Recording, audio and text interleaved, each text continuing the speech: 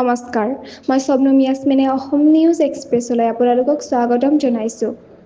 অসমৰ কাজিৰঙাৰ গৰিমা বৃদ্ধি, ক্ৰিকেট জগতৰ ভগৱান শচীন তেণ্ডুলকাৰৰ আগমন।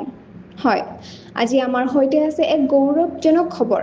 ক্ৰিকেট জগতৰ দেৱতা বুলি জনাজাত শচীন তেণ্ডুলকাৰে অসমৰ গৰিমা কাজিৰঙা ৰাষ্ট্ৰীয় উদ্যান পৰিদৰ্শন কৰিছে। তেওঁ পৰিয়ালসহ ৰাতিপুৱা জীপ ছাফাৰী কৰি উদ্যানৰ প্ৰাকৃতিক সৌন্দৰ্য উপভোগ কৰে।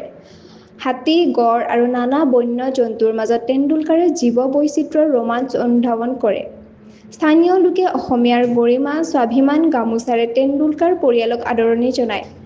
গৰমৰ পৰা ৰক্ষা পাবলৈ সকলো সাৱধানতা অৱলম্বন কৰি তেওঁ এই যাত্ৰা সম্পন্ন কৰে। এইটো কেৱল এজন ক্ৰীড়াবিদৰ ভ্ৰমণ নহয়, বৰঞ্চ কাজিৰঙাৰ পৰ্যটন ক্ষেত্ৰৰ বাবে এক গুৰুত্বপূৰ্ণ ক্ষণ। এনেধৰণৰ খবৰবোৰ পাবলৈ আমাৰ লগত সংযুক্ত হৈ থাকক। অসম নিউজ এক্সপ্ৰেছ চেনেলটো লাইক, শ্বেয়াৰ, ছাবস্ক্ৰাইব কৰিবলৈ নাপাহৰিব। লগতে কাষতে থকা বেল আইকনটো